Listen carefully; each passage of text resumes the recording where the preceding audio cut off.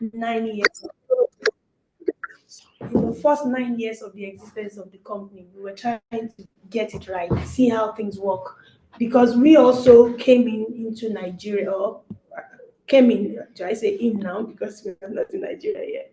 You know, after an instruction, a divine instruction to go back to Africa, go back to Nigeria, and go into agriculture. So it was, very difficult understanding the terrain, how it works, and everything. So we know farming is not easy. Sourcing for laborers to work on your farm is another major deal. I don't know if there's any week I don't get up to 10, 20 calls from different parts of the world. Oh, I have this farmland in this place. I have this farmland in this place. Oh, my father gave me I have this one in my village. I like to be a farmer. Most of them are not around. They are not in Nigeria.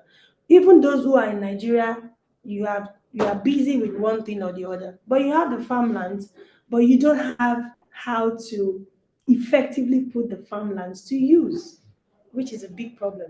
So in Nigeria today, we can talk about 82.9 million, acres of arable land that can be used for farming, but only about 32 out of it is being used presently. We still have over 50 million acres of land unused. It's not about whether we have land in Nigeria, it's about how we can put the land to effective use. But these are the challenges that people are facing. To be honest with you, if you take census in Nigeria and ask how many people are interested in farming, you'll be so surprised you have more than 50% of the population who really have genuine interest for agriculture, but are limited, are constrained in one way or the other because of the different challenges that they go through. A lot of people have also gone into it and have vowed never to go back into it again because they've gotten their fingers burnt. Source your farmland, source for laborers is a problem. And like I always do in my presentation, I ask how many of us are here today who have children who have graduated or who are children that are still in school, and we are spending a lot of money. For example, people are sending their children here to Canada. I was in the summit the other day and they were saying they're spending about 900 million naira per annum to send their children to here.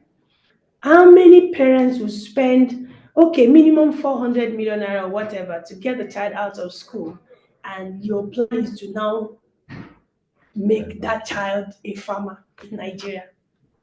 To be honest, even in Nigeria, for those of us who are living in Nigeria, we are sending our children to, do you know that not many, we don't have up to 5% of the population who send their children to school just so that they can graduate and end up as farmers. Because farming is looked at as a business for the poor, a business for the dirty, a business for, there's this easy way they say it in Yoruba when things are not working. "Ó jẹ́ padà sí village ẹ kó lọ máa ṣe farming." Like when everything is not working for you, then the only thing that you can do is to go back into farming. But that's not how it's supposed to be. It's because of all these challenges. Sourcing for funding also is another major big deal. I don't know who told people that farming is for the poor, because farming is one of the most capital intensive kind of business that anybody can venture into. It's a challenge. Another major challenge: what do you plant or what do you rear that is that profitable? Number one. Number two, that you can easily source market for.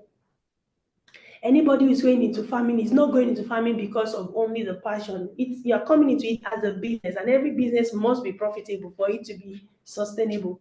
So if you are coming into the business and it's not bringing profit for you, you will definitely pack up one day.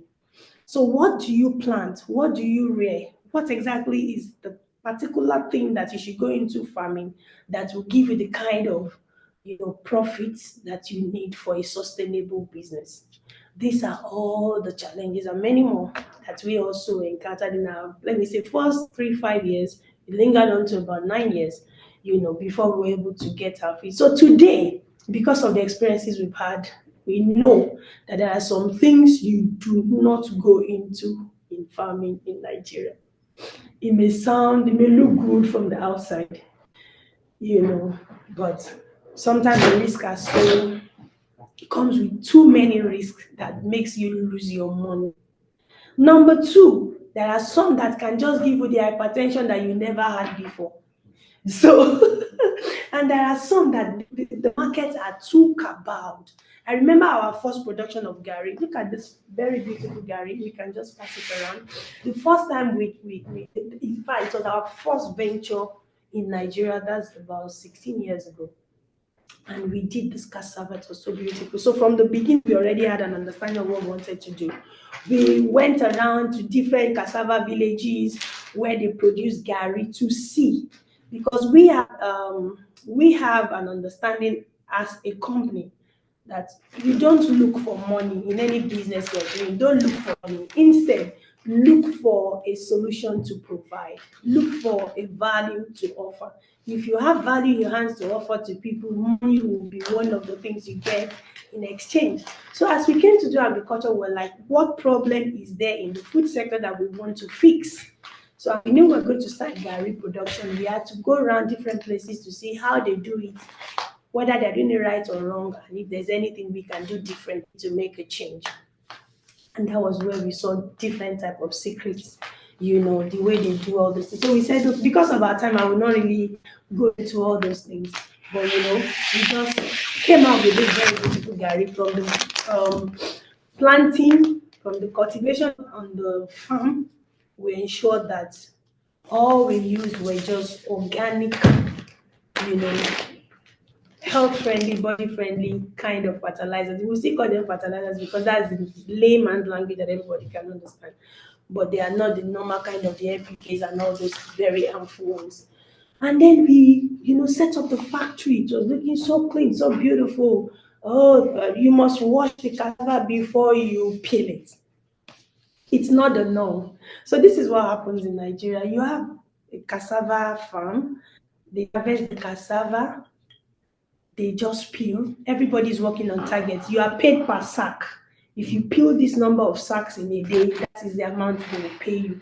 And it's not any figure you want to hear about. At that time, when we started, they were paying them like 50 naira per bako sack. So when you peel, your peel must fill that sack for you to be paid 50 naira. Later, it came to 100 naira. So somebody is working just to earn 200 naira in a day. He has to fill 4 sacks with the peels of the cassava. So everybody's so much in a hurry, so much in a hurry. At that time, also, dollar was maybe about 100 and something or 90 something. So it was less than $1 or $2 that people were earning per day, you know. So everybody was always in a hurry. Then the guy who is to blend the cassava after they've peeled, he doesn't have time. He's also on target. He doesn't have time to even wash the machine or whatever. He just puts it in there. They wash, they blend it, and there it goes. The guy who's receiving, so it's like a very good division of labor, only that is dirty. The other guy who is at the receiving end is receiving it from the machine as they are grinding to put them in sacks and take it to the presser. They have this presser, you just stack all the things so that you can get rid of the water. That one also, you are paid by the number of whatever you achieve. So nobody has time for extra cleaning or extra whatever, everybody's just running after target. So we said, oh, this is definitely a problem. Let's start the change from here, and that was that. But at the end of the day, we put all the structures in place. I remember the first time we set up the factory and we invited somebody like an experienced person in the Gary processing sector.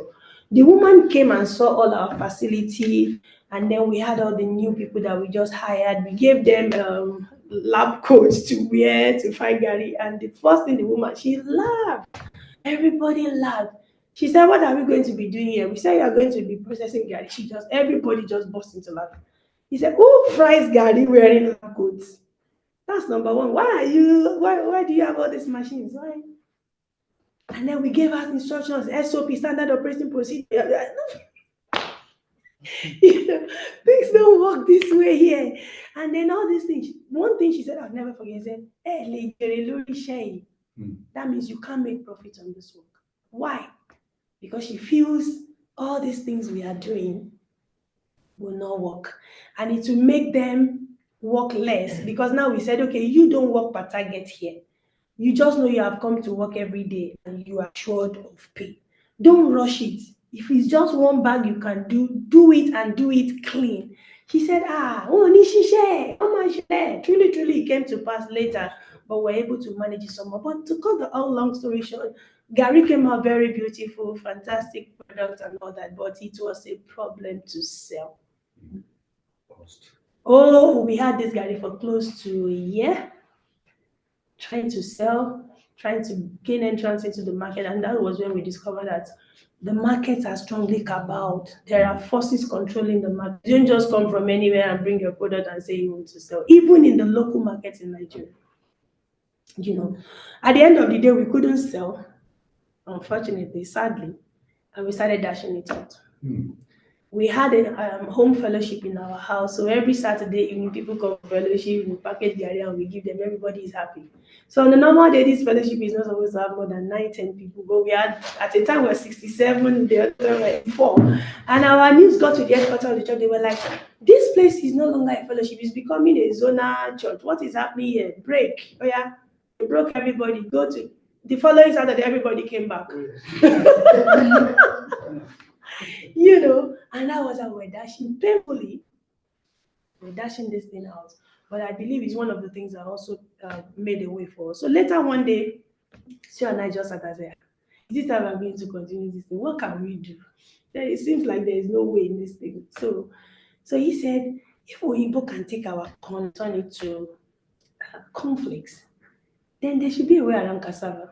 There are other things that we can do, add value to even this guy that we have and see what we can make out of it. So we had a rebranding, a reproduction, added honey, added coconut milk, added some other things, refried, and it now became something else. That one was called Super Gary. Now, it gave us another problem. Now we have produced another product of a premium standard. So even this number we produced before, people were not buying. Now we have produced one that is not even higher in quality, definitely more expensive. So it taught us to learn how to present premium products to premium people. So these are not the type of products you offer to the market, and then it led us to. So the first thing that will come to anybody's mind is go and meet supermarkets. Unfortunately, supermarket sales in Nigeria is not such an encouraging one. They take your products, they shelf it, they don't pay you until they sell. So if you want to sell, that means you have to do a lot of work to ensure that publicity is good, so that when people go to the supermarket, they only buy what they know. There are over 1,000 products in any supermarket. You don't go start looking for the new products. You only buy what is resonating in your mind. So we said, no, we're not going that route. But we contacted a few private universities, top private colleges where premium children are who love that product. And thankfully, we were able to gain entry. And that was the beginning of our breakthrough in the Gary sector. So when we saw the acceptance of that, led us to palm oil, led us to further. So there's always a need to be solved. For example, your father rice. Normally, what you have in Nigeria is you don't want to eat your father because as you put your teeth on it, there is stone. It's dirty, it's smelling, and all that. So we solved this problem by producing very good stoneless, dustless, or father rice. We said, okay, people like to make momo and akara, but most people in Nigeria leave their homes 4 a.m., they come back 11 p.m., there is no time, Let's make something for them that can make it easy for them to eat balanced diet. So you love akara and momo, this is already ready as a powder. Just put a little quantity in your bowl, put water, wait for like 10-15 minutes, add your seasoning and whatever you want to add. Your akara momo is ready. So every product is born out of a need to solve a problem. And we have our award-winning product. That one is not here today because there was a mad rush for it in Toronto. It's called the Xtralarge meal.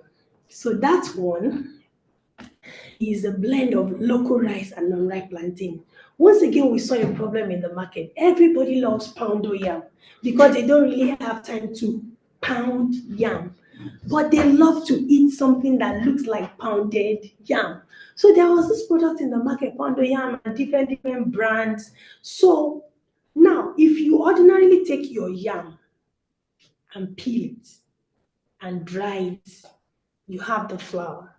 If you prepare it, it will never give you what you eat today as poundo yam.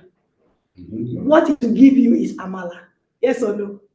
But everybody has been buying pounded yam, pounded yam, pounded yam. The truth of the matter is that you are not eating pound. You are not eating pounded yam. As a matter of fact, you are not even eating yam at all. It's just some flour with some yam flavor and all that, and these things are causing damages to people's health. So we felt we will be open about it. If you like to have something that will give you a feel of pounded yam, we are not going to try to use yam because the end result will always be amala. So we had local rice here and unripe plantain. It took us a lot of years to get the research right. We got it eventually, and then so we made it as a product, and it's called Xtralarge Wonder Meal. Why do we call it Wonder Meal? When you are eating, you are confused. By God's grace, next year we are having a very big food festival here in Canada. We're going to have it in Toronto, and we'll have it here in Edmonton. We have it in Ottawa. By God's grace, just let people come and have a taste of how quality 100% Nigerian food should be. So that food you're eating is not fufu, is not eba, is not amala, is not iyo. What exactly is this thing? It is called wonder meal. You eat it heavy. Mommy, you ate it 3 or 4 days ago. You're like, in fact, Mojila Roy, I feel so light. You feel so light. No matter the time of the day you eat it, you feel so light. And with the way it's gaining momentum in Nigeria, we even have some medical doctors who keep it under their prescription table. So when patients come and they complain, number one, about insomnia. Oh, you have insomnia, wait. Go and eat this product and come back to me in 2 weeks and tell me exactly how you feel. Then we have it now being recommended for diabetic patients because ordinarily plantain is good, unripe plantain is good. This one very rich in fiber, the ofada is also very good. So when you have a blend of the two in one product as a swallow food, it's fantastic. It can also be taken as a cereal. You can do it as cereal, you know, and those are just the line of products that we have. So after 9 years of doing all this, we discovered that with all these challenges that we've went through, if people should go through this time, we will not have many farmers left in Nigeria. Everybody will live at one attempt or two attempts and all that. How can we make ourselves, at least because of our experience, a shoulder for people to lean on and climb the ladder on the agriculture sector? So we started a platform, a digital farming platform, where people can just say, "Oh, I love to be a cassava farmer." You don't have to buy about going to the farm. We are the one running. So we have like a large expanse of land and we do it in clusters. So somebody can just have money to finance a plot of land, you pay for it. You have money to finance an acre, you will pay and all that. Oh, we want to do corn farming. Oh, we want to do soya. Oh, we want to do beans. We want to do plantain. And we opened up about two at the beginning, tested to see how it went, and that was how we started in 2015 to be precise. By 2016, people already started joining. We had 17 members at that time, but durable today we have about 128,000 members now within the Xtralarge family. I thought somebody would be clapping about that. Thank you so much. And thankfully, because Extra Large is a place of integrity, there is none of our members anywhere in the world that will say, "Oh, I put my money in Extra Large, they scammed me, or they promised me something they didn't fulfill it." No. So we will not promise big because this is farming, this is not banking, this is not real estate. But whatever we give you, be sure we've tested it over the years. We saw that it can work, and that's why we gave it out to the people. And that has been running now for about 9 years um, with no issues.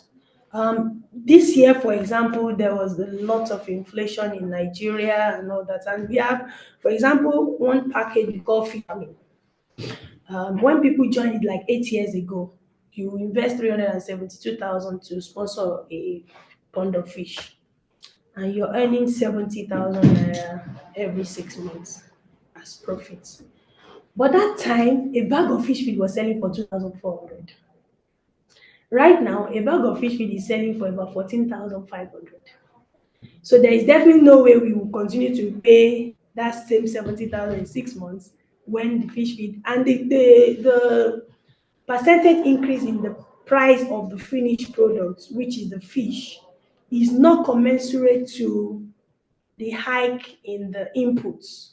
So we said instead of having you not get what you're supposed to get, we will only elongate the payment period. And we communicated that to all our members, and everybody is fine to the glory of God. So just telling you a bit of what we do. So farming easy now can be said to be running with Xtralarge because somebody is bearing the uneasiness and providing a platform for people to come in through farming. We also offer training, consultancy, and all that for people who have their lands and are ready to do the farming. So we are one of the people that will not encourage you to farm in absence because it doesn't work. So we have a lot of people, especially in the diaspora. Oh, I have this farm. My brother is there. My brother-in-law is there. It's a lie. It does not work. In Yoruba land, they say ojú olójú kò lè dàbí ojú ẹni.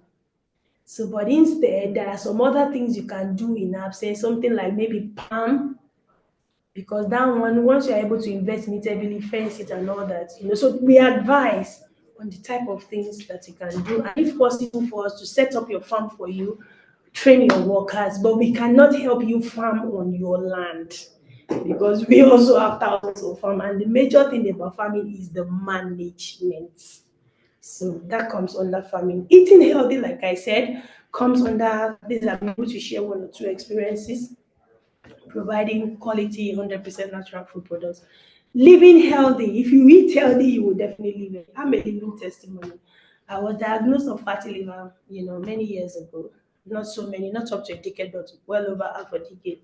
And they say, oh, you cannot, you have to just live by it, blah, blah, blah. I said, no, it's too early for me to start having a disease I have to live with all my life. So let's look for a solution. And thankfully, in 7 months, I did a lot, to be very honest. I cut off a lot of things. No beef, no late night food, no snacking, and I was heavily on radish. So she saw radish in my room this one. I was like, is there anything about radish? Radish is a miracle to mankind. It's a healer. Only that it must be organic. Once it comes in contact with any type of chemical, be it fertilizer, be it preservative, be it pesticide, whatever, it kills it. So, but if you're able to plant it naturally, radish can be used to cure cancer, the white one. It has been proven, it has been tested. It's used for ulcer, it's used for fatty liver, it's used for high blood pressure, it's used for diabetes, arthritis, and different type of things. But there is a way to go about it. So just talking about living healthy. And then making money, which is one of the reasons why we are here today. So, as you can see, we have different opportunities in the Xtralarge family. And then we are providing all these opportunities to people who just, when they hear about agriculture or when they hear about Nigeria, something, a passion, burns out in them. So we want to provide an opportunity for this set of people to do something meaningful and profitable and something they can also be proud of. So it comes under farming, it comes under food, it comes under empowerment, it comes under distribution and all that. And then also tourism. Quickly, what is the connection between tourism and agriculture? I remember somebody called me 3 or 4 days ago, like, oh, I'll be coming to that program in Edmonton, but I don't really understand. Are you people into hotel business or you are farmers? And I have to explain. So now, please, can I have that video showing? So Xtralarge is the owner of the biggest luxury farm resort in Nigeria at the moment, seated on thousands of acres of land over there in Nigeria. And what brought about that idea was a need to have a very comfortable home in a farm. Yes, please. The video is just about 2 minutes. This is the facility. This is Xtralarge Farms. This is our 14th farm location in Nigeria. And you can see is just coming from the experts who are already in the farm. It will go on and on like that. All these trees produce, and we have thousands of them on the farm. They produce there, you can see canals are there. We produce our palm oil. We also use the byproducts for different other things. But this is a farmhouse, a resort in the farm. I'll tell you more about it after watching the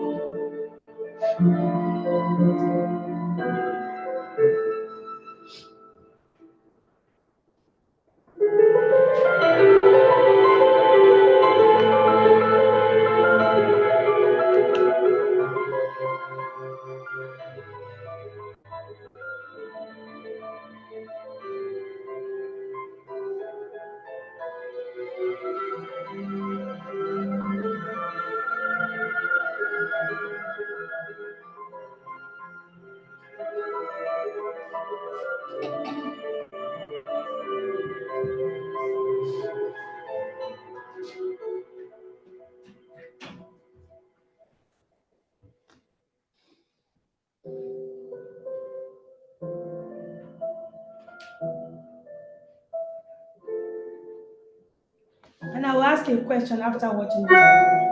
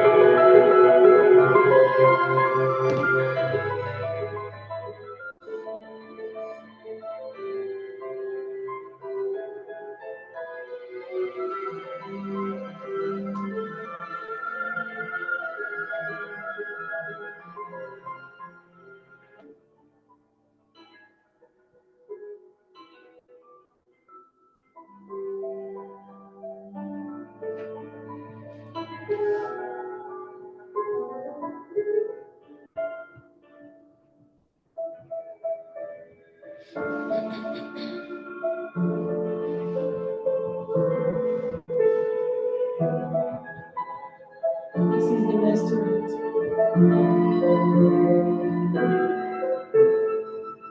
My game center.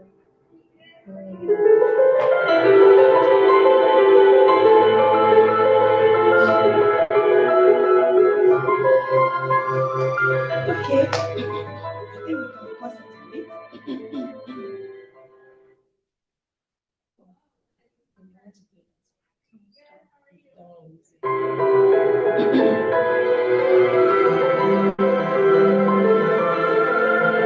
That's the waterfall with a healing cave in it, and at the rooftop we have a restaurant, cactus section, laboratory, and so on and so forth. Even a medicinal farm in the resort. So something is going on in your mind. Is this a farm or an hotel? Am I right? Am I right? All of the above. Are you thinking like that? Combined. Combined. Thank you very much. And that is why There is one like that in you see Akana, owned by one married politician. okay. Between Ibadan and Akana, the Okay. man made a road which Okay. the state government later joined into Okay. to do complete. yeah. So I've forgotten the name of this. Very popular, very wealthy man. You know, he's in the Senate now in Nigeria. You know Akana, near Ibadan. There is one like that. So yes. very I similar. understand very well. So Thank you and very people much. go there for holiday and there is farm there. Yes. Very beautiful. So this is very good. This is in Ogun State. This is in Ogun State. Ota. This is Ota. Why is everything located in Ota? Every good thing is in Ota. No, I'm talking about farming especially. Why is that? Can't you think of other locations? Maybe because Ota is kind of safe. Yeah, people around there are friendly. We've been farming now for 16, going to 17 years. We've never had any insurgency. We've never had any attack from herdsmen, and all that. So the place is relatively safe, peaceful, and it's very close to Lagos. Lagos is the power of money, but so you're very close to the market, and you can be able to sell off whatever that you're producing.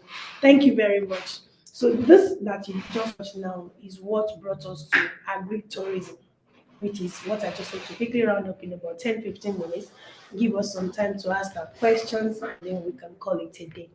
So this place is our second farm resort that has this kind of facility where people can come into a farm for different reasons. So ordinarily we have so many hotels in Nigeria. Oh yes, so many thousands.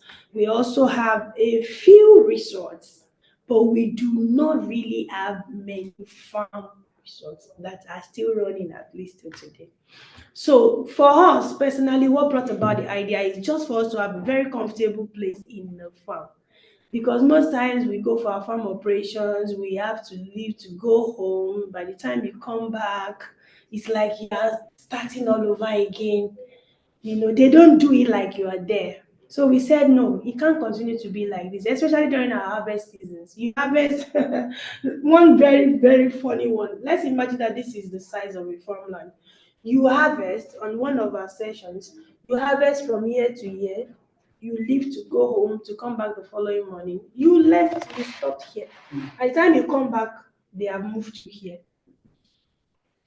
Theft, losses, and it's a great partnership and agreement between your staff, the villagers, sometimes even the king, whatever.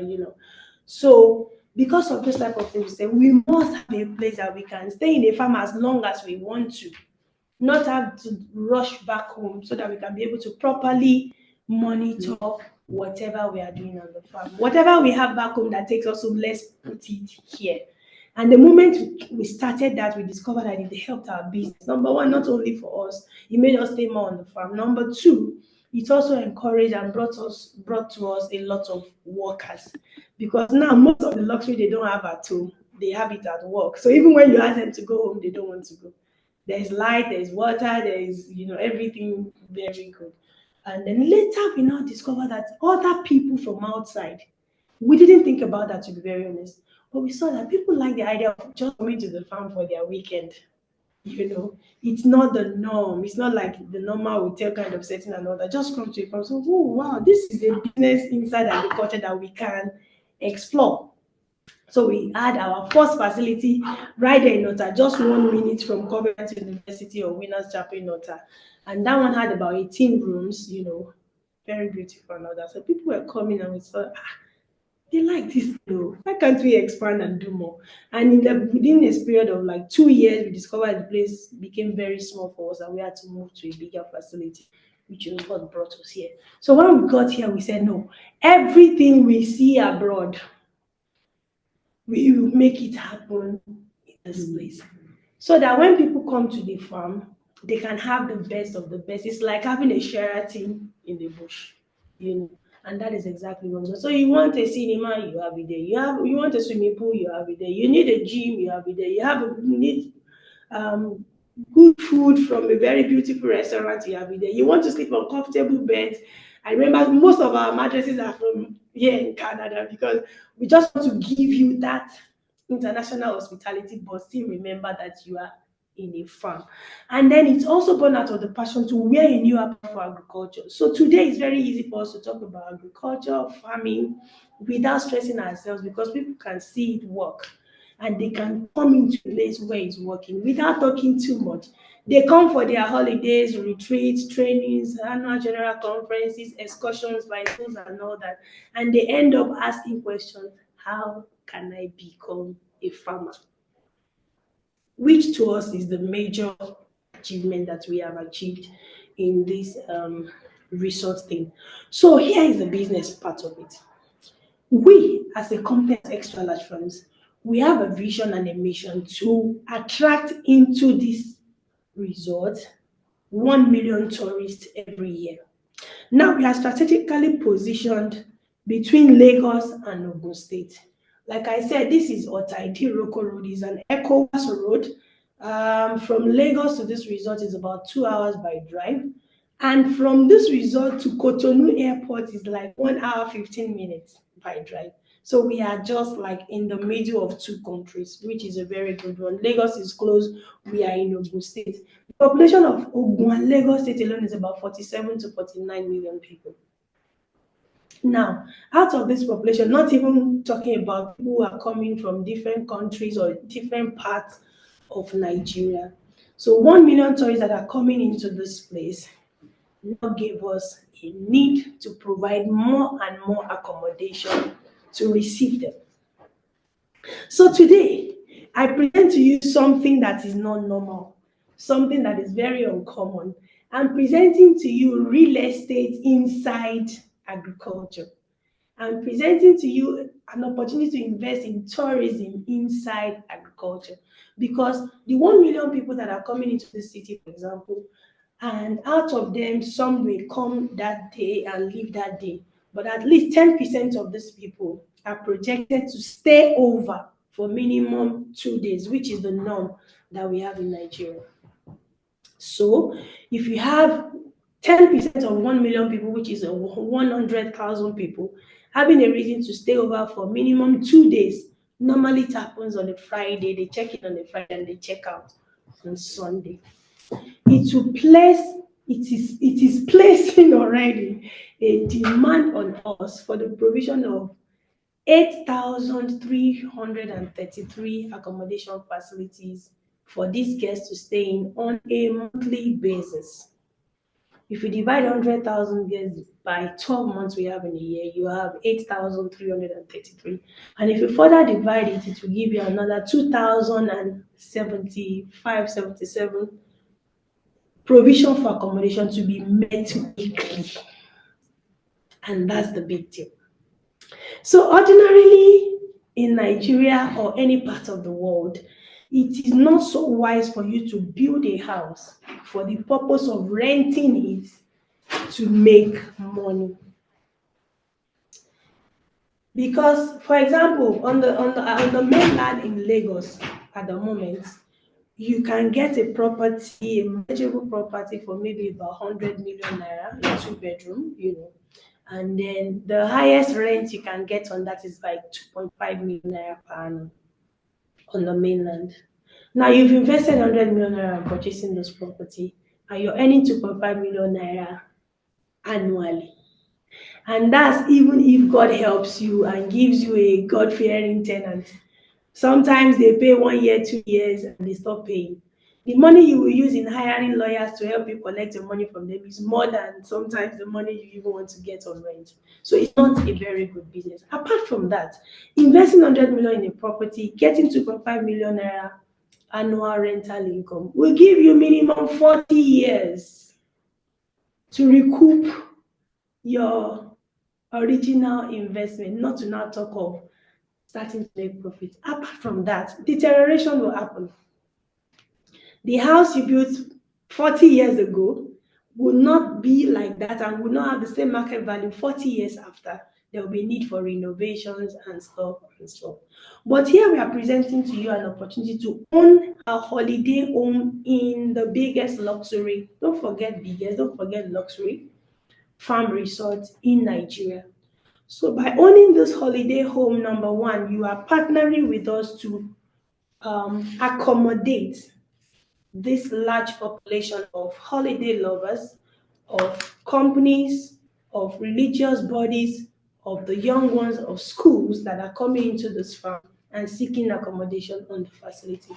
Number two, you are helping us to wear a new apparel for agriculture in Nigeria, because almost all of them, when they come, they like what they see. You can see fresh plantain, fresh cucumber, fresh okra, this, everything you're eating is fresh. You wake up in the morning, we are serving, you're brushing your teeth with palm wine. In the cool of the evening, we enter into the farm, we can get some bush meat for you. You want to eat pounded yam, they are pounding the yam but you are eating it in a setup like this. So you have a fusion of local and international at a very affordable fee. Number four, you are helping us to solve the problem of unemployment in Nigeria, because on this farm resort we have hundreds of people that are working, some in the farm, some in the hospitality section, some in the marketing, some in admin and all that, providing, a means of living for all these people. You are also helping us to further, produce quality 100% natural foods to our people back home so that they don't die eating rubbish. And lastly, you are providing yourself an opportunity for an endless source of income in the agritourism sector. And the question is how? For example, please can you play the next video? We have two-bedroom cottages available for sale. We also have three-bedroom. I would not call that one a cottage. It's some more like a mansion, the resort. And what happens is that as people are coming to the resort, you own the house undoubtedly. It is not a leasehold arrangement; it's a freehold, meaning when you buy, you have bought it, is yours for life. Now, if you are not going to be living there, for example, you live in Canada, but you have this home back in Nigeria in a resort, not in your village. Now, you are not there. The house is locked up. If you authorize us to give out your house to the vacationers as they come on a short rental basis, it's not anything of an annual program. They come in Friday, they check out on Sunday, you have gotten your money, you know.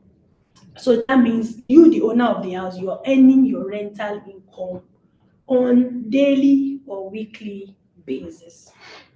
Now, the two-bedroom, not this one, please, the next one. The two-bedroom apartments are selling for 45 million naira to buy the house. The cost of furnishing at the moment is about 15 million naira, giving us a total of 16 million naira to be invested in purchasing the house. Don't forget, the house is yours for life, but if you authorize us to give it out to vacationers as they visit the city, you can see that's the reception over there. This facility here has 50 rooms. And in our 1 year and 3 months of starting this resort now, these 50 rooms have become useless. It's not enough. I was almost crying day before yesterday when we lost a very big job because we had two companies coming in on the same date for an event, and we don't have enough rooms to keep them. And that has been our problem like 4 years after and 4 months after we opened this resort. We didn't know that there was so much market in the tourism sector like that in Nigeria until we opened this place. So what is happening now is that we have many more people coming in than we can accommodate. And we said to ourselves, yes, we can afford to approach the bank and say, oh, bank, give us money, But if you check the history of Xtralarge, you see that we are a company that empowers. We are a company that likes to share opportunities with people. Why do we have to take money from the bank to build more houses? And the owners of the bank, directors of the banks, end up becoming richer. Nothing has changed. But we can give the same opportunity to anybody who loves to partner with us by owning the homes in the resort. It's a win-win situation for all of us. You own the house, you are making your money, there's security on your house. We also are able to fulfill our dreams by providing accommodation to the people who are coming into the resort. Please play. So here we have two-bedroom. These are two-bedroom units, cottages, and each of these houses is going for minimum 150,000 naira per night. Please, you can reduce the volume a little bit. This is what the inside looks like. You have it's two bedrooms, each room en suite. You're not sharing anything with anybody. Your toilet and bathroom is there for each of the rooms. Of course, there is 24 hours electricity, there's clean water, security is top notch, And then anyone who owns this house or the guests who are going to be lodging in this house have access to all the recreational facilities that we have provided in the resort. Name your swimming pool, name the waterfall that is so, and that's the only waterfall in the whole of the southwestern states. We have water springs in some places, but not a fall. And guess what? It's not natural. We created it. Just like we're about to create a beach inside the resort, just as we are about to set up our golf course within the resort, just as we are about to bring in so many things. You know, your our stadium already now is under construction because we've had proposals from different sporting bodies who wants to come and camp their, athletes there to run their trainings. And the opportunities are mind blowing. So now each of these houses goes for 150,000 naira per night minimum. 150,000 naira per night. So for a guest who checks in on a Friday and checks out on a Sunday, it means you have earned money for 2 nights. That's an average of 300,000 naira of rental income. Now, sir? Currently. Yes, currently. Now, there are 52 weekends in a year. We all know that every day is not Christmas. So I will not come here to promise you, oh, somebody is going to take your house every weekend, because it may not be real. But at least out of the 52 weekends we have in a year, we can conveniently say that because of the projections and everything that we have been experiencing currently, and this is just 1 year, 3 months of establishing this resort. Look at what it will be in the next 3 years, 5 years, 10 years, So 30 out of 52 weekends is what we are basing our projections on.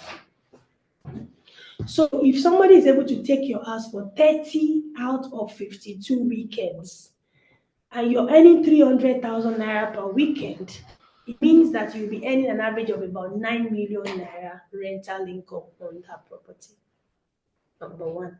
Number two, you, the owner, if you have any cause, or you have family or whoever in Nigeria that have a cause to also visit the resort, you have a house there, and you still have the opportunity to access your house, because we are not giving it out for the whole year. We are giving it out as people are coming on a daily basis. The houses are managed by us, giving you security and peace of mind. You don't have to bother about who takes care of the house, who manages, who cleans it, who does this, who does that. Don't forget, it's not just a house anywhere outside, it's a house in a commercial city. So the management, the responsibility is on us, the management, to ensure that these houses are always clean and ready to receive guests as they come, except you otherwise and say, no, I'm just buying the house for myself, keep it locked. Anytime I come, I want to make my house like that. But if that's not the case, then it means that we have to ensure that the houses are made ready at every point in time, to receive guests. If we call Nigeria now and do a video call, what I'm showing you here now is exactly what you will see. They are ready. A guest wants to come, they can come in, pay, do their stuff, and go out. So if we can invest about 60 million naira into owning a property that can give you about 9 million naira in return, it may be higher, it may be lower in the beginning, to be very honest, because this is just the beginning. It will definitely contribute on the increase as the years go by. I think it's a worthy investment. And this also tells us that within 5, 6, 7 years, you have already recouped your capital that you invested in purchasing the house, and the rest is just profit. Somebody is having a question in their mind now that, okay, so if I'm the owner of the house and then the guests are coming and you are paying the money directly into my account, what is in there for you as the management? Yes. Thank you very much. So, number one, we provide electricity in the house, we provide water in the house, we provide servicing, housekeeping, and all that in the house. So we charge 30% of whatever the lodgers pay to service the house and all that. So already that is one for us. Then number two, there are other things that the people who are coming to this place will also benefit, that we will benefit from them. Come in, they love to buy our farm produce. It's a win for us, They come in, they want to do some other things with us. It's a win for us. But at least we have been able to create a win-win situation for both you, the buyers, and we, the management that are running the facility. The property is transferable. That means if you are old, if you want to transfer it to your children, if you want to, pass it on as an inheritance, it's very possible. You may also wish to sell, only that we would not permit you to be able to sell directly without informing us, because we want to know everyone who owns the property in this city so that we can be all people of like minds. Um, this is for the 2 bedroom. I don't know if you have the 3 bedroom. Just before you go, Yes, sir. when it's transferred, you get some percentage of the proceed or gain. If it's transferred to a sibling or next of kin and there was no monetary whatever involved, we don't have to take anything. There is If you are going to sell, then we will have to be involved. And what We is just that? charge a little percentage. What is it? Little bit? For now, it's not defined because, to be honest, I don't see anybody who wants to sell this type of thing in the nearest possible future. So, sorry to say, which is to say then that the investors will be at your mercy as to how much you're going to charge. No, If no, and no, when no. they It choose can be discussed. It can be discussed. We are not really particular about that. Our own is that the house is there. You own the house, whether you want to transfer or whatever, but at least the house is still there. Vacationers are still coming in. Everybody is happy. So that one is not our major focus. It might be a good idea to be very open about that. Okay. So that down the line, people will not run into trouble and you won't run into To trouble with as well. investors. Right. So we Because will that will note be that down. non-disclosure of your plan or intent, Mm. and that will not be good. Thank you very much, sir. So we'll speak with our legal department to help us concretize that so that it won't be a problem later. So thank you very much, everybody. I wanted to show the 3 bedroom. Do you have it? Okay. That one is more of a bigger space. And she may not be able to share it. Samsung to Samsung. And you can Okay, do is this Samsung. Samsung? This should be Samsung. Okay. Looks like So- it's like People on Zoom, please, we will take your questions also. Yeah, thank you. Will there be annual property tax Okay. on those properties? Thank you very much, sir. Thankfully, in Nigeria, there is nothing called property tax. What do they call it Maybe you have withholding tax. every year Yes, and the withholding tax presently is just 5%. for one state? Yes. And that is if you even wish to disclose it. So I have a question. Thank you. Two questions actually. A lot of questions, so I don't know. Well, I'll just let you go. Go ahead. I'm just telling her, I've been waiting. I'll let you go. No, Maybe your no, questions no, can be- no, go ahead. You said, I was just letting her know that there's more questions, there's a lot of questions. Yes, I So please go ahead. Please. Go ahead. So are you ready? Please, can you help me? Hello. Okay, sir. Thank you so much. Documentation of this property. What is the title? Thank you. When you buy it outside, you get the title, Yes. and what is that title? Okay. Is it gazette, So- is it occupancy, Yes. is it deed of assignment, or what is it? So we have a deed of sale and assignment. You have the original purchase receipt. You have a registered survey and the approvals for So the all house. those things go to owners, Yes. which they can use to sell. Yes. Okay, good. Yes. Then- The only thing you don't have is the CO code, And that's because. and that's because we don't have it. So what we are proposing is for everyone. Like we just did a meeting today with somebody from the Bureau of Lands who happens to also be a member of Xtralarge. So when you have all those documents, it's very easy for you to get your CO in your own name. No, that's fine. We're not even getting to you. So charges, like when you run a property like this, because those facilities and all those things, is there operational costs in terms of so charges like that you pay monthly to guarantee your power, security, yada yada yada. And if it is, that's 30% you did mention in terms of your own fee. Is that an additional fee that the tenants pay? Because you did say 9 million, which is 150, which is 300 every weekend.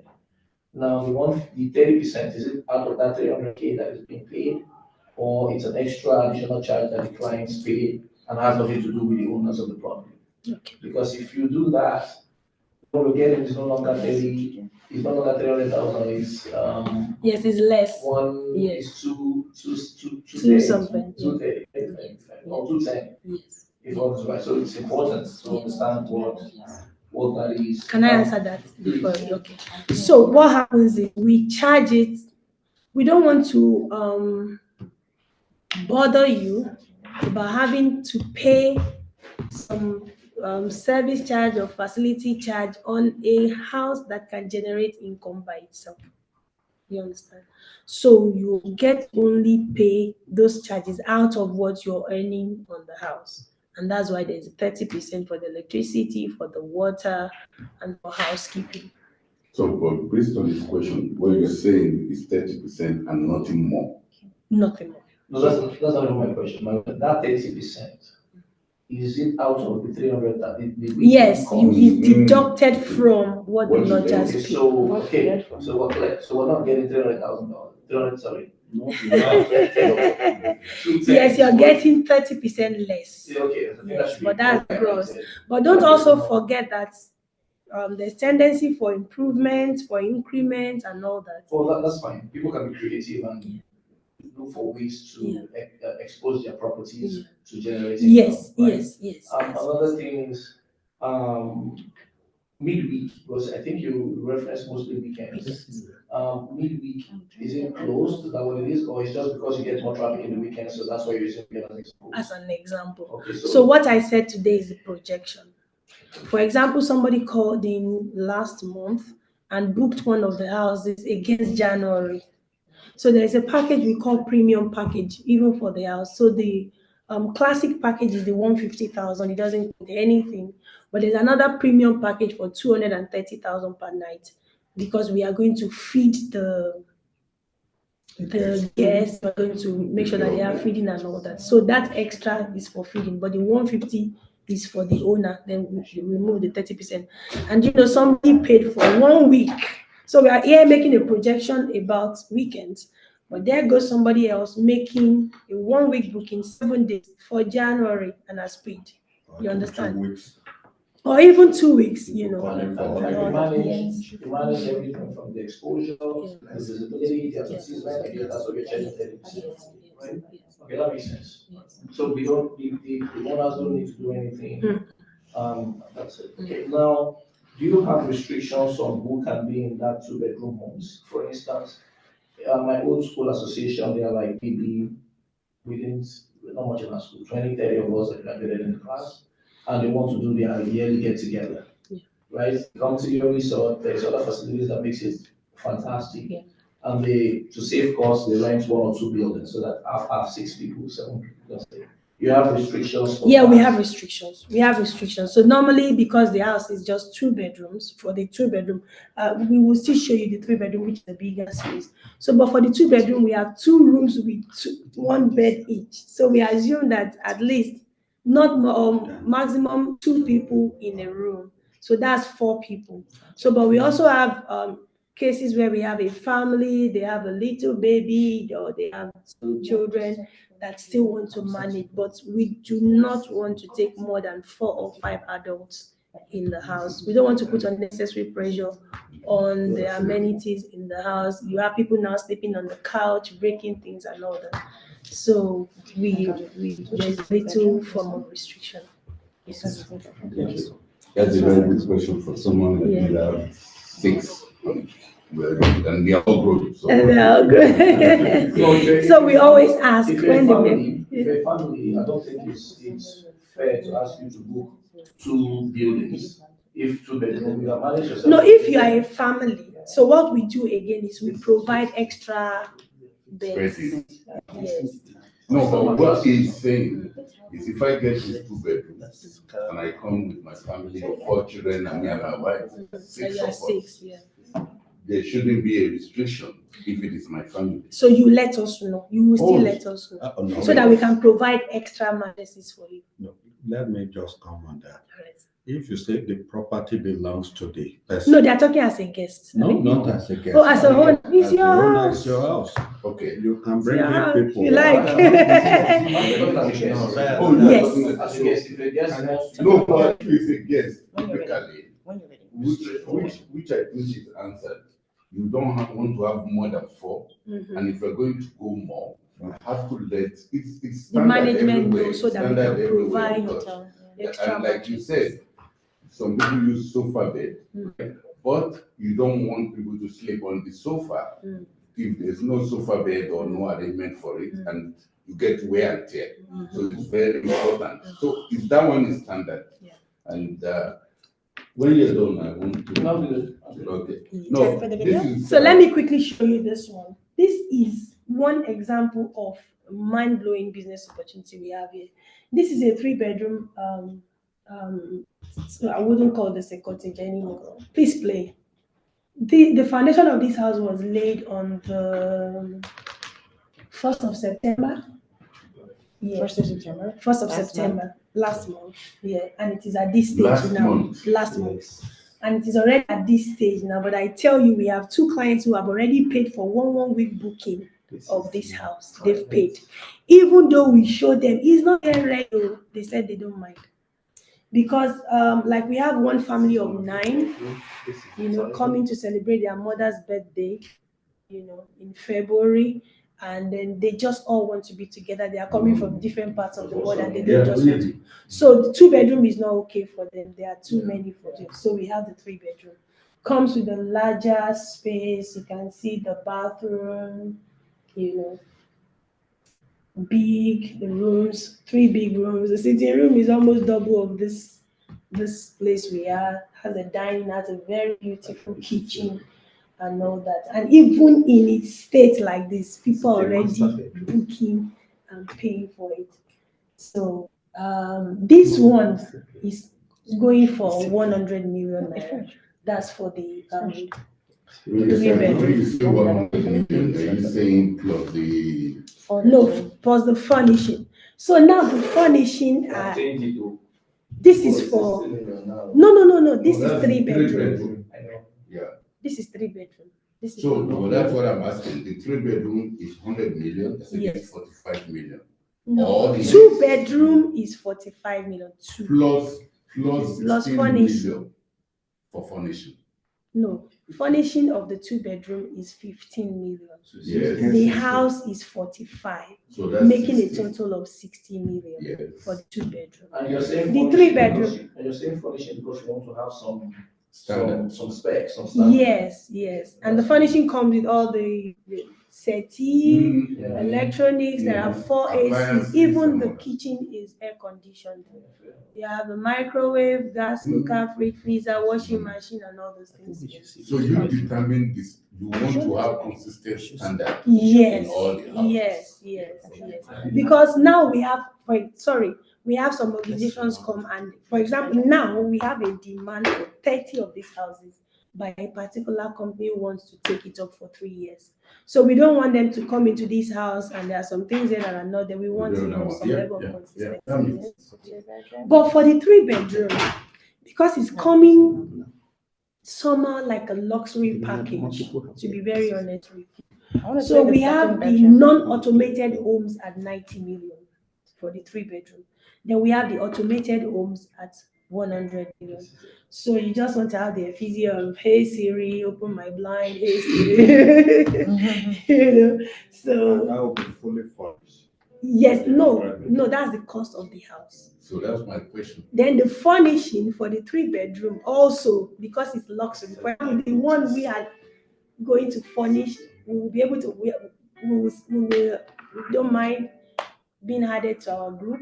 We're going to give a report about this house in the next 2 weeks after it's been fully furnished when we get back to Nigeria. So basically, we are saying for standard furnishing for this 3-bedroom is 25 million. But for example, the show house that we are doing, the TV that we got into the house alone cost 12.5 million naira. So there is no how we are going to furnish the house with 25 million, but that depends on the purse of the owners. Yeah. So 25 million will do a good job, give you the basics. But now want it to be extra, we can always send you the least of what. So approximately how much is that? 25 million is okay, but if you want it at the extra, Yeah, you can yes. say 35. 35. 35. So So at plus the moment- automation and the cost of the house will give you At the moment, how 135. many bookings do you have per week at the moment? Okay, so the first place I showed you. Averagely for each home, how many bookings do you have a week? So let me show you something. 3-bedroom or 2-bedroom? What do you want me to No, show? the first video. To the The hotel? two-bedroom. First video. The hotel or the Oh, the 2-bedroom? very first one. The first one. That is one thing I want you to understand. Right now, the first, we call it village square. It's like the hotel side of the resort. Has 50 rooms. Inside the 50 rooms, you have standard room, deluxe room, VIP rooms. Those are the things you were saying. But those are not for buying. Those are not for buying. Do you understand? Mhm. So it was after we built that one. We have another one also coming up, Village Square 2, that we have 126 rooms. You understand? So, but when we built the first 50, we thought, oh, this is okay. When anybody comes, they can have space to stay. Then we discovered it was too small. So right now, I can only tell you about the booking we have for this one because this one is ready. People are patronizing So this these now. 2 bedrooms. The 2 bedrooms, they are functional. Some of them are already functional. So approximately how many bookings per week? Like visitors? It depends on the tastes and the need of the visitor. And that was why I was giving you the projection of 30 bookings out of 52 weekends of the year. But there should not many bookings during the weekday. And it's not always. That is not always. No, weekdays are for work. Can I start with my questions? Yes, you can help us reduce. My questions are going to be in multiple folds. I don't know whether the emphasis is on the building Okay. or we're starting from The agricultural. the agriculture. Everything. Yeah. Okay. So sorry, and please pardon me because I'm very inquisitive and I need to know what I try to get into. You didn't tell us your background and your husband's background. Okay. What are your lines? What did you study or what did you get into? Because this is a good work, even with this. If this just brings memory to me. If you've been to South Africa and you've gone to some city, you are just doing something like that. And that was like 30-something years ago. So I'm glad this is coming to Nigeria, particularly when you showed the cave and you talked about the beach. Yeah. It is artificial, but it's very lightweight there. So that's my first question. What's you guys' background? Okay, so this is our chairman, who happens to be my husband. He's our chief executive officer. Originally studied biochemistry at the University of Lagos. Oh, okay. So it's not even. Okay, so okay. Yeah, but was able to gather some experience in farming. Many years he lived abroad, especially in Belgium. There is a farm there called Rick Olaf, That was where he first gained experience in farming. I'm a trained accountant. I'm a management person. I'm into corporate management and business. Trained by a farmer. My late father was a farmer. Almost every member of my family are farmers, but ordinarily and honestly, I never wanted to go into farming until I met this man who says, oh, God said we should go back and do agriculture in Nigeria. And the first answer from me was a no. You go and be doing it. Let me be taking care of the children. But because God's design is not husband and wife to live separately, and we believe in doing things together, I strongly believe that's why God is helping us thus far. So, but we're able to undergo a lot of trainings. We spend a lot of money, even coming here to Canada. She's aware of it. We've been, visiting places, connect with farmers from all around the world to see how it can be made better in Nigeria. So, no, impressive, and I'm sure you go to greater heights more. Amen. Yes, I've done really well. Thank you very much. What's the rate of return on the farming or the tourism? So, Okay. Maybe this question is, are there opportunities for, you did say that if somebody wants to farm, right, and take care, they can buy you can do a hectare of land or so. My question is, what has been the rate? If I decide that I'm not going into building, right? But I want to farm. I want to get a plot of land which you guys can have it in farming. Okay. What is the rate of return and how much is it? Okay, thank you. So, from what we've been practicing in the past 9 years, people partnering with us to do this farming venture, we have different opportunities, and it depends on the project. So, what you earn on a rice farm is different from what you earn on a groundnut farm. It's different from what you earn on a plantain farm. But averagely, it cuts across between 24, 30, 35%. And we have some packages that gives you like 100% in the space of 3.5 years. Unfortunately, there is none of those packages available now. Okay, so that's okay. That's fine. What's the size of this farm? Who? So the truth is, it's a very huge expanse, very large expanse of land, and we are still acquiring. We have it numbering in thousands of acres right now, and we are still acquiring more. You know why we're acquiring more? We've discovered that this place is emerging as a city, and we don't want to have interferences and all that. So we've even had to buy some villages, pay them to relocate to another place, some kind of small villages. So if I want to tell you how much it is now, I'll be telling you about some 3,000 or whatever, but we are still acquiring. We are still acquiring because we just want to dominate. And thank God we also have the support of the state government. That area has been marked as abandoned, Yeah. Could you want to laugh? So the other question, and that's business. Who are apart from the two of you, are there other investors and stakeholders? Are they Nigerians or are they foreigners? And who would you want to come and invest here? Are you looking at just Nigerians, or are you looking to get any foreigners? Foreign, yeah. Thank you very much. So this is a proudly 100% Nigerian-owned initiative. We do not have any foreigner on our board. We are the founders. So we also have some set of people who have grown from ordinary members now to become leaders within the Xtralarge, and that's definitely because we are planning for succession. We don't want this to end on us, so we are training as many people as we can and exposing them to the business so that the business can continue to run even after we are gone. But at the moment, we do not have any foreign investment or whatever. It is not in any way owned by the government. Yeah, we have a few government officials who have now come in.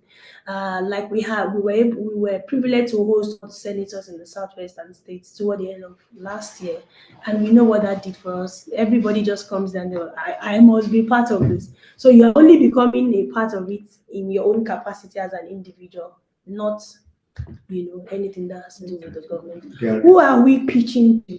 Number one, Nigerians, because we want this to remain a proudly Nigerian project. So we are pitching to Nigerians. Number two, we're also pitching to people who may not be Nigerians but who have massive love for Nigeria and the development of Nigeria. The reason why I said that is when we opened this place on the 12th of June last year, the first guest we had was a foreigner, an American citizen was our first guest. That's the first person who paid to sleep in this resort. Came all the way from the US, and I remember she was on the phone, and everybody was like, "I hope you have not been kidnapped." And to the glory of God today, that person is a member of Xtralarge Farms. I'll tell you about membership if time permits, but if not, I'll just brief you maybe in the WhatsApp group that we're going to add you to. That person has gone beyond coming to the resort for a visit, but has also become a homeowner. And on Tuesday or so, I had a meeting with about 7 or 8 people in our network who are already putting funds together to also buy. Most of them are not Nigerians. Okay. Yeah. So that brings me to the next question. The currency of investment and returns. Is it Naira or is it USD or CAD? Okay. Yes, so there is a law in Nigeria that whatever investment or whatever you do in Nigeria must be paid in the local currency. So the present administration right now is really, yeah, there are some crazy things they are doing that may seem not to be understandable by a lot of people, but I think what they are trying to do is to, you know, domicile transactions in the local currency. So what you are doing, you are paying in naira, you're earning in naira. However, we have been able to find out something very attractive for many of our people in the diaspora who may have love for African foods and all that. So because we know that you may not need a naira for anything, and then because of the dwindling rates and all that, you may not want to be caught up in that. So there's an opportunity for us to establish like an export promotion stuff, so that if you do not want to get your monies in currency, we can also make it available in form of goods. And then that's why we are even having that foods festival next year, so that we can dominate the African food market and wherever our members are. So if they don't want the food, they earn into money, they can have it in food and be paid, when they sell in their local currency. Okay, so the next question is, so how's the rental arrangement done? You have 30 houses, as an example. Okay, and one of them is mine, but 10 of them are vacant. How do you determine which one to Who rent gets out? who? Yes, thank you. Thank you.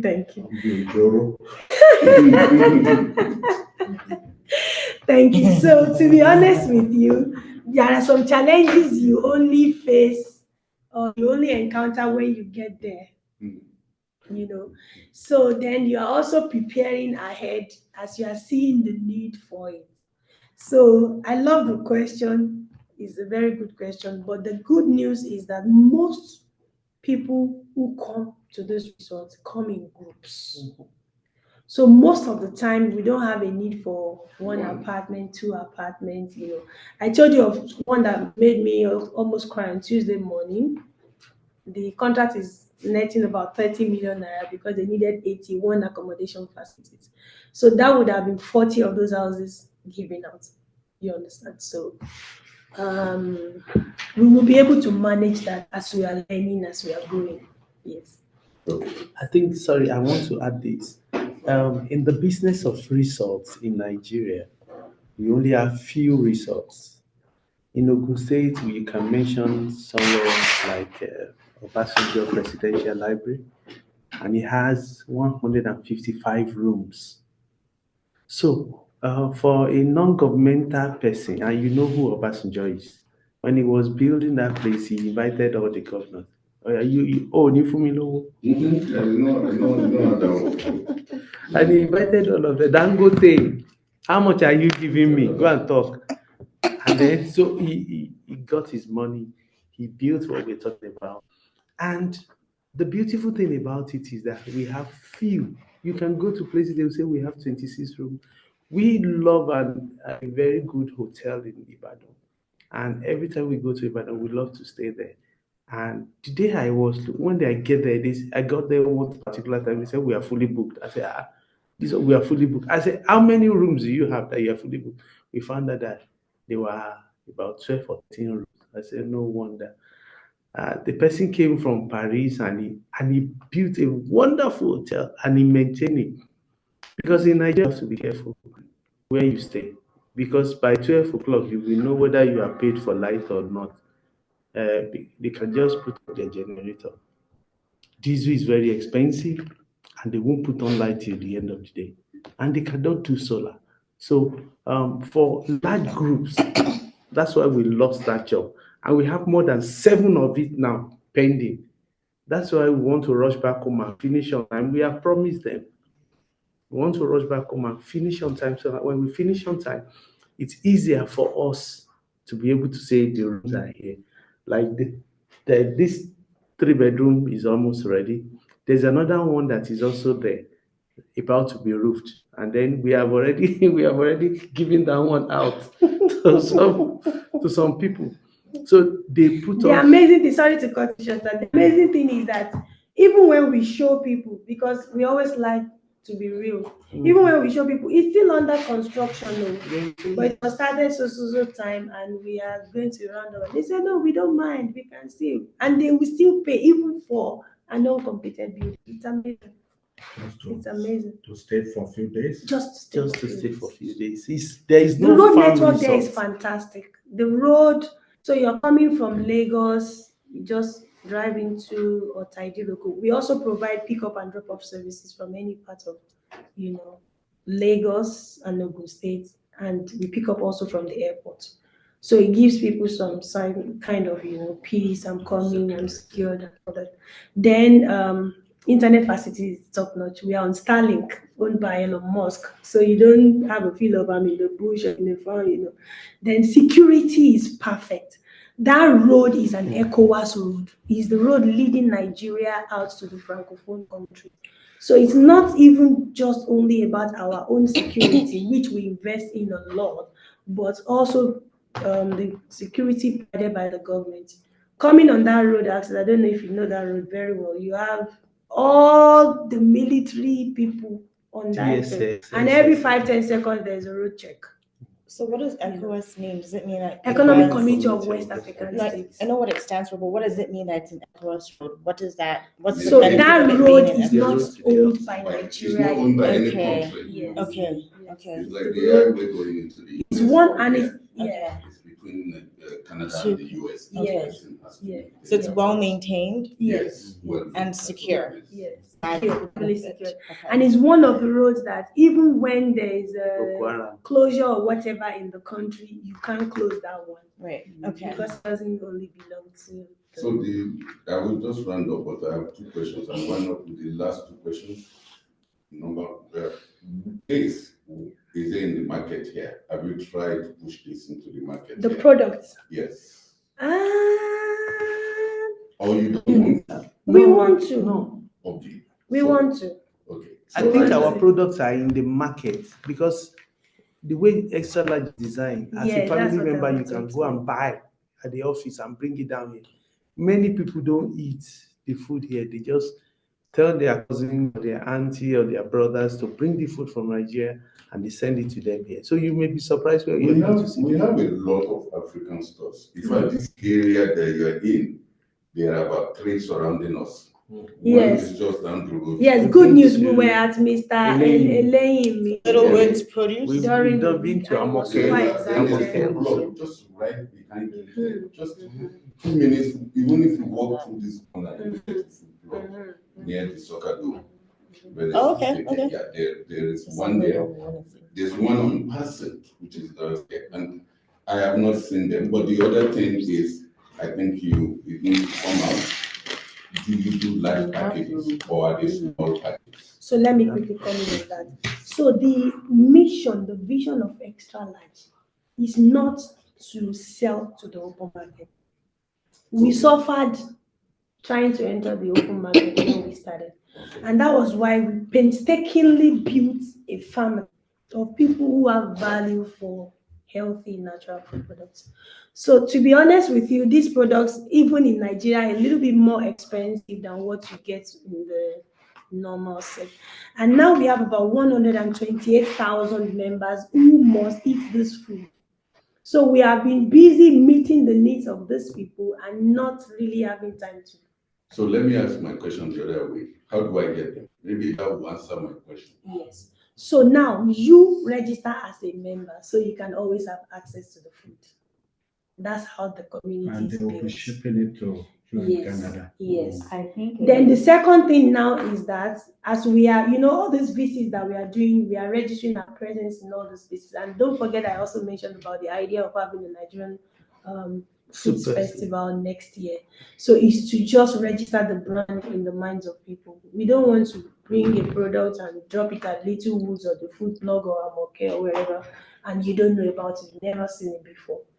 So we want to register the presence of those products in your mind. And those people who are selling it, they must be our members. That's the way it operates. You can't sell our food. That's fine. It's a business model. Yeah. And So it's other just to people understand around the can now. business the business. Mommy wants to say something. Yes, I think as it is now, that you people are gaining ground, especially overseas, what you will do is that you have to create a way in satisfying this The needs area. of yes. You know, so in your production, there must be create a space, a section where you will satisfy, especially Canada, and don't forget Australia, and the others, and America, London. US, yes, So we Dubai. must have a special plan for production overseas, Yes. not separate it from Nigeria. Don't mix it up, Okay. so that you can have enough. Because it's not it won't be nice to have it for a short period, to enjoy it, then you You want can't more, get it about again. 6 months. Nothing. So my last question, it might be out of place, but I just want to ask you, is there any religious connection to this? Would there be a day when the resort or the farm would be, okay, we need to build a church here, we need to build a mosque here? What is that something? Is there anything like that in the pipeline? I mean, and I'm not anti-religion. I'm a Muslim, Not at all. but I just want to understand that I don't have anything against having them there, Yeah, I understand. but it has to be such that everybody is free to do to worship or do what they have to do. Thank you very much. I really appreciate that. So one of the things we've done, because having a family consisting of 128,000 people means we have people of different religion. So what we do is to not allow any religion so that there won't be any issue. Even though we are Christians and we are unapologetic about that, but we don't bring the religion into the business. Or else we have a church, then we must have a mosque, then we must have a shrine, then we must have a Buddha, whatever, you know. So I'm not allowed. so everybody keep your religion to yourself. Exactly. And as the city is growing, if there will be a need to now have religious centers, there will be like a religious village. Group area. Yeah, where something like we have in Dubai. So your church, mosque, everybody is there. Everybody go and do your whatever there. And it's also one of the laws for the homeowners. You are not permitted to do any religious activity in your house. You can't be hosting church in your house. You can't do Friday Jumat service in your house. The family in the house can pray in their Of house. course. They do pray. Sorry, two more questions. I'm trying to differentiate what's going on here with the estates that they're selling in conventional markets in Lagos. If Lagosians wants to come here and decide, and they want to buy the property and then they want to make it a home for themselves, is that part of the package or it's not open to that? Just to reside there. Yes, like Mr. Ahmad now wants to relocate to Nigeria and he's taking his family to a place where they want to start living, right? This is a 2-bedroom or 3-bedroom house and they want to start living there and enjoy this facility. Right? This is an amazing place to live in my mind. So is that open to Lagosians or to anybody that wants to come out there? Yes. And if that is the case, maybe something you might have to think of later, or if you have it all out, that's nice. How do you mitigate that from the touristic effects that you give to people coming to have an experience? Thank you very much. So, like I said, there are some challenges you only encounter when you get to that stage. So we were just crazy about this is a holiday home, is a country estate, So everybody buying is assumed not to live there.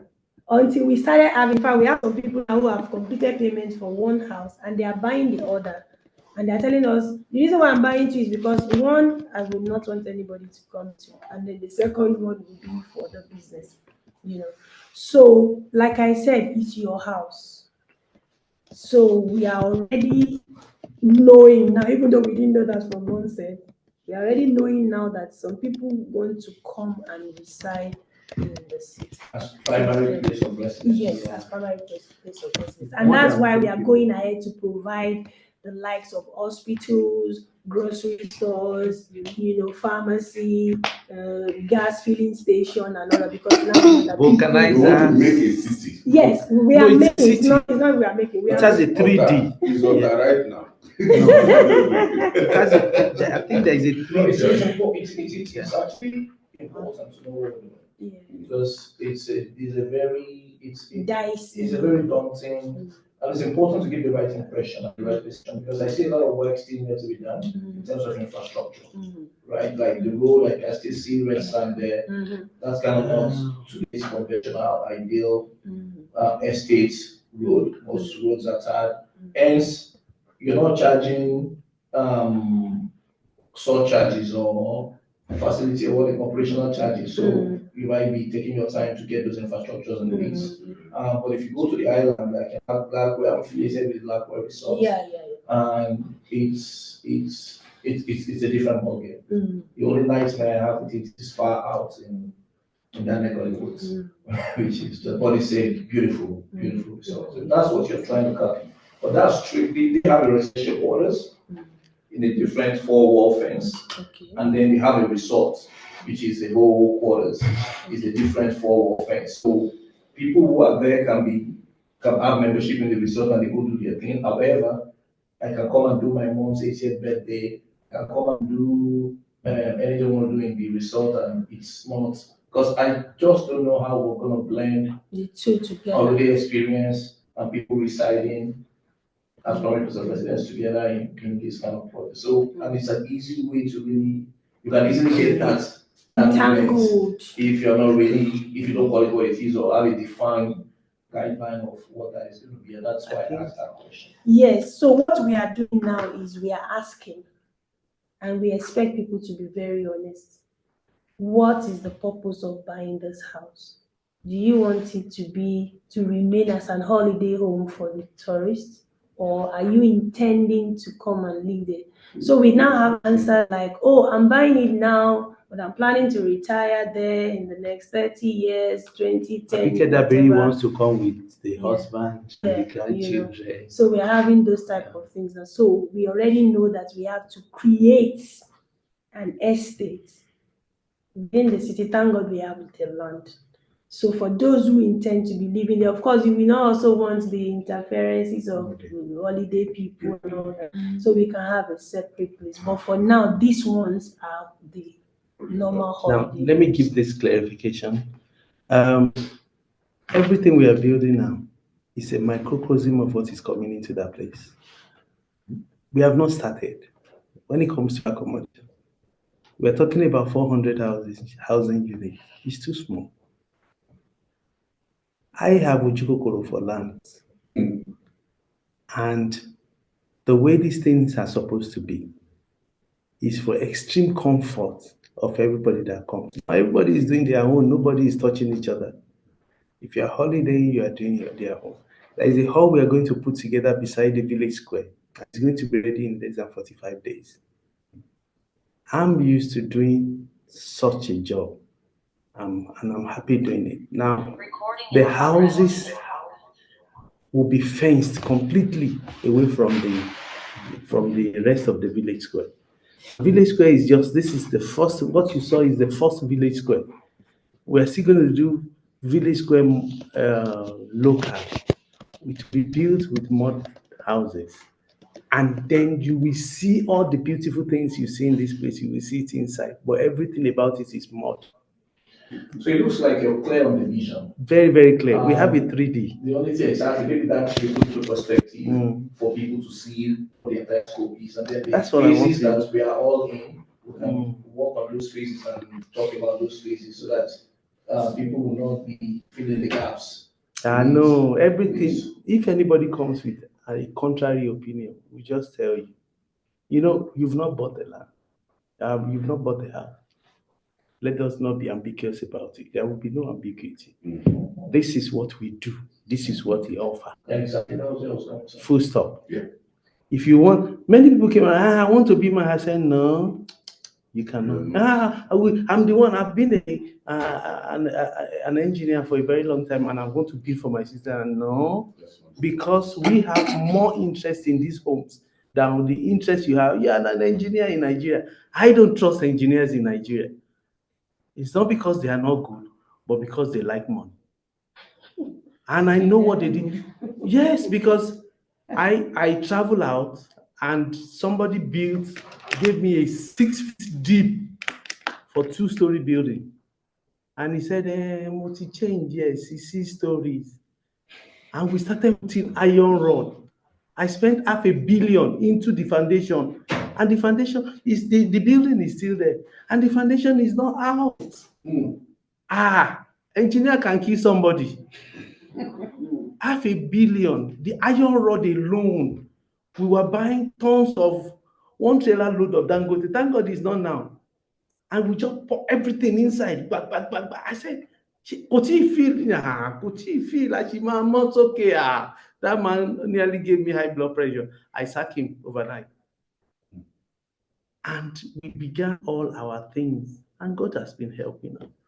This man is not, engineers in Nigeria are terrible. So you can't build for your sister here. No. Everything that is here, Xtralarge. Okay, what we have done, tell us one thing that is not okay. Do you know I had to take off my clothes and put showers inside my box to bring it? Because that's a shower that I need. The only thing we could not get were the bomb washer from UK to Nigeria. The only thing I couldn't get was the bomb washer. And we've changed more than 8 or 9 in any of those rooms before we were able to get it right. So Nigeria, I don't want something we buy today. Everything we bought belongs to us. When they come, it is not your house they are going to live in. They will say, I was at the Xtralarge resort during the weekend. They will mention the name of the owner. So if our name will still be out there, it has to be our quality. It's a very simple thing. And everybody, when they come, they always appreciate it. I'm not an engineer, but I have 30 years in construction experience. The only thing is that I didn't have certificate. Well, you have experience. Experience here. I have street experience. So that's just the way it is. I believe every one of us will really enjoy. Nobody hears this. Even we were in Sheraton in Toronto, and the government people were available. They were like, wow, this place, where have you been? Where are you? From there, they invited us to Asoro for the Diaspora Week. Do you understand? 5 to 7. And if you do something and it's good, sometimes when I travel to many countries around the world, I always say this. I say, I don't know it will be like this. Because if I knew it would be like this, I would have worked harder. But I thank God for the place that God has placed us here in this place. All the things we wanted to do, God has helped us to achieve. And the rest that we still need to do, we will still achieve more. The qualities of what you are seeing, if you see them, we will import anything into Nigeria. I will just tell anybody, if you see Dubai, just watch out for this. The ties that we're using, this in the past few weeks, how much we spent almost 30 million on ties. It's not easy. We are not if you see the ties that we use they glitter like that, and it's been like 1 year running. Any other question?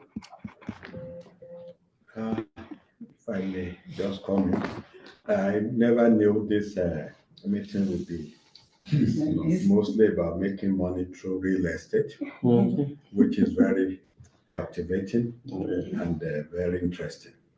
So, but I was thinking mainly about agriculture. When I came, my own idea was to come up with answers to a few questions about seedlings and seeds, and maybe getting the links to the agricultural extension officers and access to links to loans and things like that, or renting or leasing equipment for agricultural activities. So you intend to go back to Nigeria?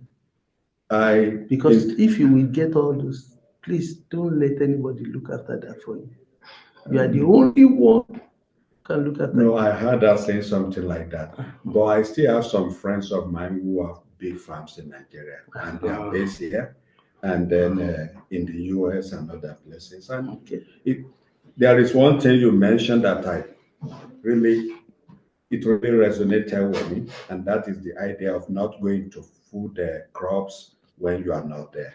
But like cash crops, a lot of people are going to that. Yes, cash And crops are good. And some people, there are some colleagues of mine in the US who even do food crops. It depends.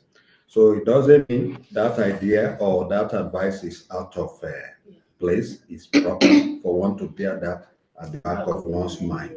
So it's very difficult. Labor, like you said, is a problem for many people. All what people want is just to get the money and do nothing. So that much I know. There is a friend of mine, he does this maize farming 3 times a year in Edo. He has land in Badagry too. He has a sister who has a distribution store in Lekki. So he's even talking to, okay, if you know people who have agricultural produce, they have a place for this and that. So it doesn't mean people don't still do it, but the challenges are there, we know. So that said, those are the things I was thinking I would be able to get, but the way this goes, I said, no, even though I have my own mindset on these areas, but all the things you mentioned here, they are really interesting too. And I really love them. But then one question I have, how far is this estate to the main road? It's It's directly just from on the main road. On the main road? Yes. The And video just is turning straight. Can you see the video? gate is on the first one. If you know Covenant University, that same road from Covenant University, the place starts from here. From that road, you just enter. And that's it. It's a place that nobody should try to enter into their co-roads because they do Oro. Oro is, yes, they do Oro. But if you are directly from the Oro Express, the federal government protects you. They are not supposed to touch anybody who is on it, but in their villages, because we need to tell you this so that you will not be able to say, maybe you don't know. Anytime you are coming, you can enter. But to enter into their villages, In Otta. no. Anything from Owode. I've not been to that part of Anything from this is the major This road. is the express. This is the express. Oh, You can that's see, it. this is Xtralarge. This is our gate. I was thinking that's part of your estate, that road. And That is the express. this That road is to This is going towards Idiroko. Idiroko. This is coming from Owode, Sangwater. From this place to the border is 15 minutes drive. So it's a very good location. and then this is it. It's so small. When people see it, it's so small. You hardly notice. Deep inside. This is Xtralarge. This is extra. And like you were saying earlier, you want to speak into Nigeria, you Yeah. just Yeah. From learn Yeah, Cotonou, Cotonou, we carry Yes. yes. Sometimes, Yes. relax and We go back. have a lot of people from If the you want to diaspora. land in Cotonou, Yeah. you may still have to go through Lagos or through. No, No, you go to No. the Cotonou. If you go to In fact, We we can will pick pick you you from from the Cotonou, airport at the- pick you at the from Cotonou Cotonou airport airport. and bring you here. no, he's talking about not being able to land in Cotonou. Is that what you're saying? You land in Cotonou as a foreigner. Well, I say Canadian. Okay. Even as a Nigerian, even if you carry If you don't have Nigerian passport, you may need to get their visas. I think that's Yeah, what we carry even goods. Canadians, you have to carry visa to enter Nigeria. If you can't prove that you're in Nigeria. Yeah, true. Or You need the good customs passports. will make a meal out of the person. Yeah, that's But if you have your traveling certificate, you can land. Even if it is an old passport, you can land. Yeah. And then say, oh, my passport is expired, I want to do it. Yes, with the current government. Before it was really hard. It's expired. Oh, this government tried on They that. started during Buhari's time. No. It was because I have people that went to No. During Buhari time, we were in Nigeria 2 years ago. We had to get visa. No, my wife went home and she used that. So some people, And we landed 2007, sir. We've never gone home. My wife went just 2 years. And 2 years We've ago, never gone home. If you are a member of Xtralarge and you want to land, Come, okay. just let us know. Okay. Okay. The moment you drop at the airport, there will be an immigration officer that is ready to see you. Your pictures will be there. They take you through all that, and then Yeah, that's During Buhari time, you get to Nigeria, you may not be lucky. There was a friend of ours, they detained him and they extorted money from him. So you get your visa, even then you still have to go to one corner where they will be doing whatever before they allow you in. So that was September last 2002 we were in Nigeria. We all passed through that. okay. So if but you are, now if you are it's no more the case. if you are coming now, if you are coming to Nigeria as an Xtralarge member, let us know. But we have immigration officers in that place. Once we send your picture. Once your distant lands and you come into the open space, he will look out for you. And once they get you, they will just take all of you. You won't queue. They just take all of you, and then they will do the stamping, do everything. Even if you have any challenge, they will have a way of pressing it down. Just let us know what the problem is so that we tell them before they come. And that's it. And then they take you straight from there. You go to pick your what is it called? Your boxes. He will be there until you're out of that place. So how far is this place to Moritana when they go to Lagos axis? It's I'm from 2.5 Lagos. hours drive. 2.5 So hours it's way off. It's when you drive. It's 2.5 hours drive. You know, when you are here and you say it's a distance, I just laugh. When we come to Nigeria, we will see distance because the hold up will take you over there. But here is just at least everywhere you took me through. It's just been brrrr, and we're How there. did you find Toronto? And Toronto is good. You drive on your phone. But sometimes we have when we went to Niagara, we had traffic. Exactly. And 2 years ago when we were in Niagara also. But I think people coming from US and other places, villages around. This place is a village that just become a city. I think we have two questions. Looks like we have two questions. Yeah, thank you very much, everyone, for coming. I don't know if you would like to join the group. We have either you help us fill your WhatsApp number for more information about everything we discussed today, or you can just scan this QR code. I'll just pass it on. Or better say, you can just give us your number. Yeah. So there is still a lot to discuss. We only focus on 1 out of 21 opportunities that Xtralarge offers. I'm sorry. And there is never a meeting where we can discuss everything we do. If we were to go into the food section now, you will be amazed at different opportunities that are there. Health is another thing. Agric itself is another thing, and so many other things like that. So today we've only been able to discuss about the agric tourism, which we feel is the juiciest part of the deal, because you in diaspora are used to big figures. Thank you, sir. You want to ask a question? For the agricultural, what are the details of what you offer? Yes.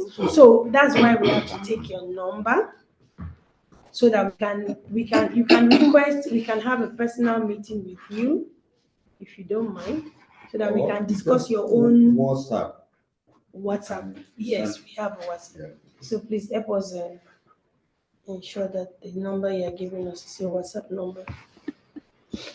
I can also be reached. Would you mind me to give you my number? Yes, that would be good. Yes. You can pass it on to me, or you can give it now to you. When you see her, you see. Thank you, everybody. My We appreciate you all. Thank you so much. Please, if you have questions that you want to ask about today's meeting, please contact us on 08171 60 60 21. From all of us here, let's switch the camera. From all of us here in Edmonton, Canada, we say thank you all for joining. To our amazing brain behind the IT today, Farmer Nikos Olakwade. Thank you. Everybody just say hi to our people back. Hello, hi, God bless you. Hello, sir. Please just say hi to the people back home. Hello, where are they? In Nigeria, online, on Zoom. Yeah. I can't see people there. No, we can't see their video, but they can Hello, see us. everyone. Yeah. Take care. Okay, bye. Thank you so much. MD. So much. Extra large, 100%. Oh, somebody wants to ask a question. Thank you, thank you. Somebody wants to ask a question? Hello? I thought I heard MD now. Yes, I'm not asking a question. I'm just greeting everyone over there. I'm not asking a Mama question. Sheyi is our chairman and chief operating officer by Zoom. God bless you, Mr. Newton. We really appreciate Well done, your ma'am. efforts. Thank you. From all of us here, it's good afternoon, and to you in Nigeria, it's good evening. Also, don't forget our annual Thanksgiving is coming up on the 9th of November. It's going to be an amazing day. Go and start polishing your dancing shoes, and you can even start fasting now because there's enough to eat, drink, and celebrate. Thanking God for a very profitable business here again at Xtralarge Farms. Thank you so much all for coming. Thank you for joining us here, and God bless you. Don't forget the number to chat 08171 60 60 21. Thank you. God bless you. Please, you may end the meeting. Yes, sir. Alashoke. Aláṣọ, Alashoke. ó tún ṣaṣọ òkè náà. Mo kàn sọ pé mo tó bá sọ pé mo jí Nàìjíríà máa fa ṣe. Mi ò tún gbọ́ yẹn rí o. Thank you.